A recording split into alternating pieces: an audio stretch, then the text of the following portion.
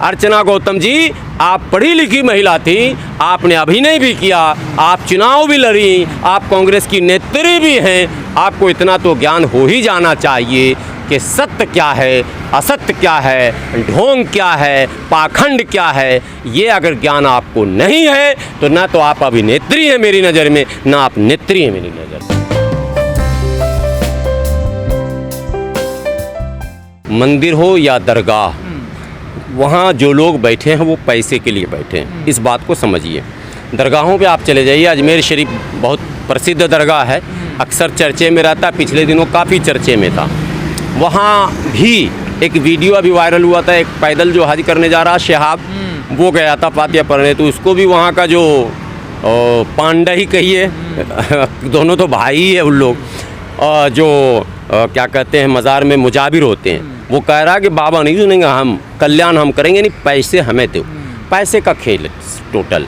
तो जो बड़े बड़े मठाधीश बैठे हैं, बड़े बड़े मठों पर जो दर्शन स्थल जिसको हम मानते हैं, वहाँ आप जाएंगे तो वहाँ जो लोग पांडा बैठे हैं वो पैसे के लिए बैठे हैं। फीसेज तय हैं मिलने के, प्राइवेट मिलने के, सार्वजनिक मिलने के, और अलग अलग वो सारी क्वालिटियाँ बनी हुई हैं।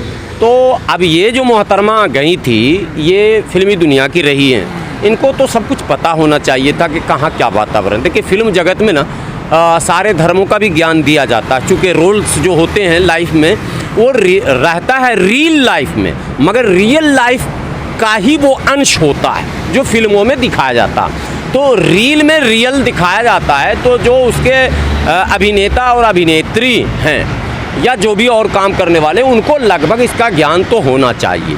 अब ये राजनेता भी रही हैं, चुनाव भी कांग्रेस से लड़ी थी और अच्छे चर्चे में रही थी चुनाव के समय। बिकनी गर्ल के नाम से काफ़ी लोगों ने, विरोधियों ने अलग अलग ढंग से पेश किया था। बीजेपी ने बड़े आरोप, हाँ, सोशल मीडिया पर बड़े ट्रोल किए गए थे, सब कुछ था। तो ये गई थी, अब गई थी दर्शन में, तो इनको पता होना चाहिए कि दर्शन के लिए भी पहले चाहिए वो गांधी जी जिसको हम लोग कहते हैं, तो पैसा चाहिए। बगैर पैसे के भगवान दर्शन नहीं देते, और बगैर पैसे के मज़ार पर जाएंगे आप, पीर साहब भी आपको कुछ नहीं देंगे। ये एक शर्त है। और सारे मठों में, मज़ारों में, दरगाहों में, इन जगहों पर जो खास शर्त तो गलत है ना सर, देखिए। लेकिन गलत तो महा ही गलत है। सबसे बड़ी बात है, भगवान देने वाला लेने वाला है ही नहीं कोई भी। अल्लाह, ईश्वर, भगवान, गॉड जो भी है वो तो दाता है, वो तो देने वाला है। अगर वो मांगने लग जाए या उसके नाम पर लोग मांगने लग जाए तो ये अपने आप में एक प्रश्न बहुत बड़ा बन जाता है कि भैया ऐसा कैसे होगा। हम तो खुद मुसीबत में उनसे मांगते हैं, मदद भी मांगते हैं, सब कुछ मांगते हैं। और हम अगर कहें कि मैं भगवान की मदद करता हूँ, अल्लाह की मदद करता हूँ, ईश्वर की मदद करता हूँ, गॉड की मदद करता हूँ किसी भी प्रकार से, तो ये तो अपने आप में एक बड़ा प्रश्न है। भैया ऐसे कैसे हो जाएगा?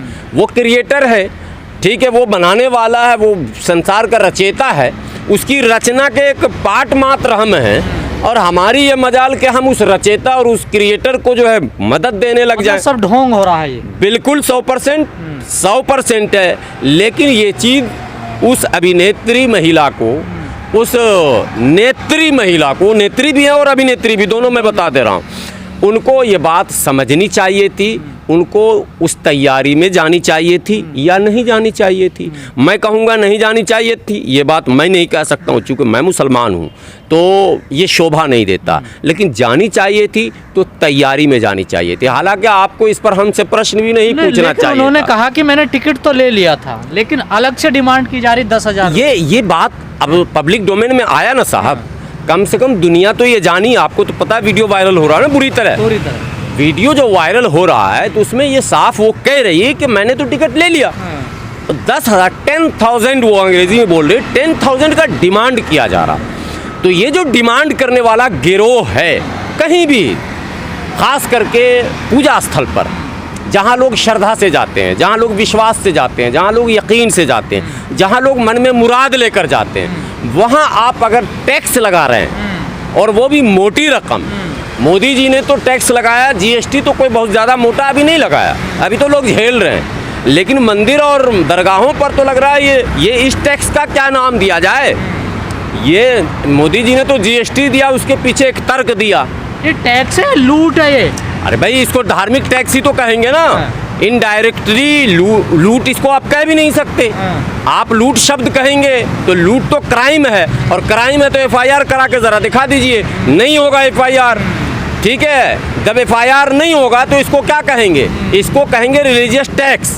ये धार्मिक कर है और उसको चुकता करना पड़ेगा। आप जितने बड़े धार्मिक होंगे उतना बड़ा, जैसे आर्थिक टैक्स है सरकार का, तो जितने बड़े उद्योगपति है आपको उतना टैक्स देना है। आपका आय का जितना ज़्यादा स्रोत है उतना सरकार को टैक्स देना है। इसी तरह आप जितने बड़े धार्मिक हैं, आप समझ लीजिए, जितनी ज़्यादा श्रद्धा आप अपने अंदर ले रहे हैं, जितना आपको दर्शन की अभिलाषा बढ़ती जाएगी, आपका टैक्स बढ़ता जाएगा। तो वही तो कह रहे हैं, दलित क्यों, आपको दिक्कत क्यों? आपकी तो आस्था है उस मंदिर में, आपको 10 की का 1 लाख भी दे देना चाहिए। यही तो मैं कह रहा हूँ हाँ। कि जिसकी जितनी बड़ी आस्था, हाँ।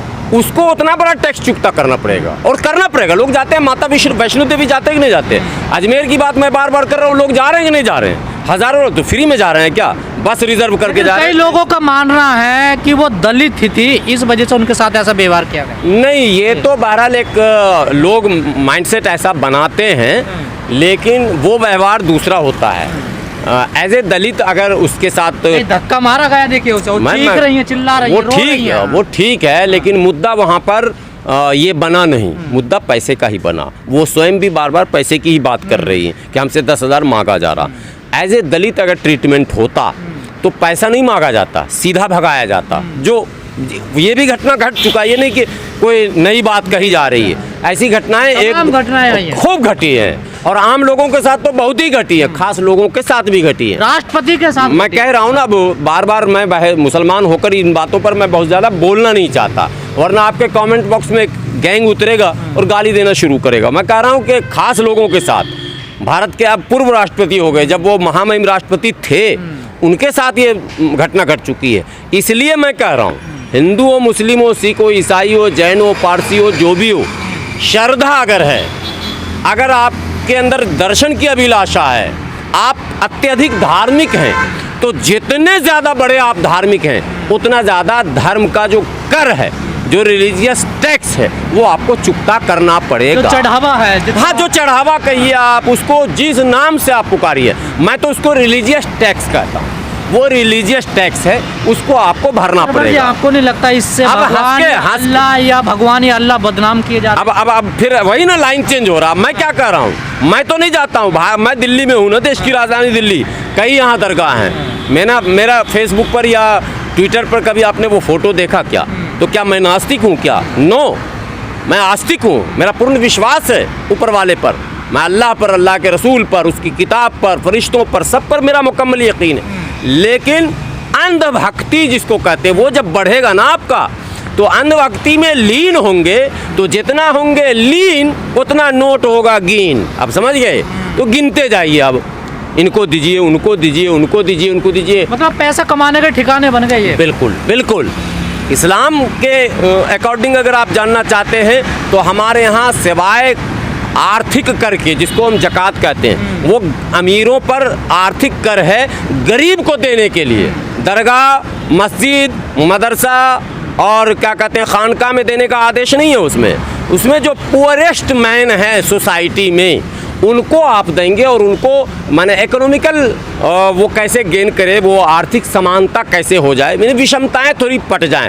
बराबर तो कोई नहीं आ सकता, लेकिन कोई भूखा न मरे, कोई नंगा न रहे, कोई बरसात में भीग के न रहे, सर्दी में ठुठुर के न रहे, इसके लिए कर है। इस्लाम का कर सिर्फ एक कर है, उसको हम कहते हैं ज़कात। बाकी जितना कर है ये सब वसूली है, भगवान और अल्लाह के नाम पर ठगने का काम है।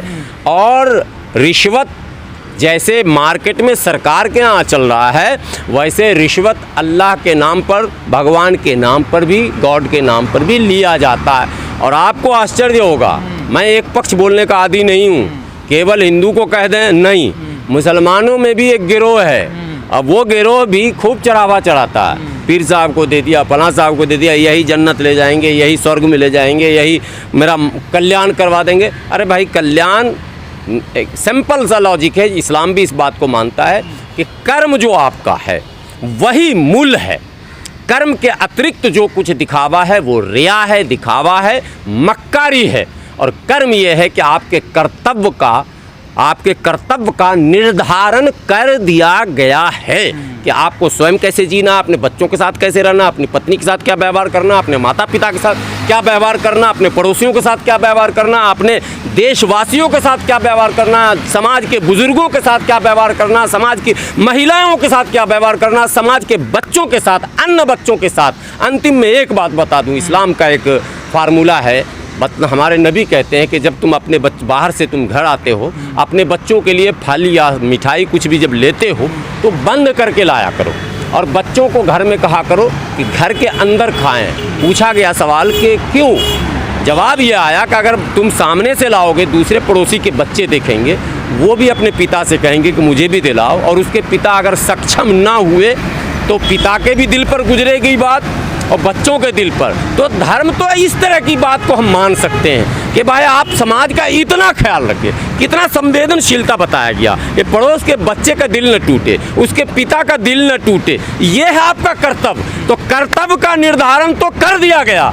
अब ये जो नई चीज़ें हैं, मुझे लाओ, मैं पीर हूँ, मैं फ़कीर हूँ, मैं फलां हूँ, मैं चिल्हा हूँ, मैं ढिमकाना हूँ, अब मैं स्वर्ग पहुँचा दूँगा और जन्नत में घुसा दूँगा, बिल्कुल गलत, मैं नहीं मानता, बिल्कुल मेरा इस पर विश्वास नहीं है। मैं इस पाखंड इसको मानता हूँ, मैं इसको लुटेरों का एक गिरोह मानता हूँ जो लोगों को पथभ्रमित, दिग्भ्रमित करते हैं। इसलिए पढ़े लिखे लोगों को, मैं फिर वहीं लौटता हूँ जहाँ आपने सवाल किया अभिनेत्री को लेकर, क्या नाम भी मैं भूल जाता हूँ उसका, अर्चना गौतम। अर्चना गौतम जी, आप पढ़ी लिखी महिला थी, आपने अभिनय भी किया, आप चुनाव भी लड़ी, आप कांग्रेस की नेत्री भी हैं, आपको इतना तो ज्ञान हो ही जाना चाहिए कि सत्य क्या है, असत्य क्या है, ढोंग क्या है, पाखंड क्या है। ये अगर ज्ञान आपको नहीं है तो ना तो आप अभिनेत्री हैं मेरी नज़र में, ना आप नेत्री हैं मेरी नज़र में।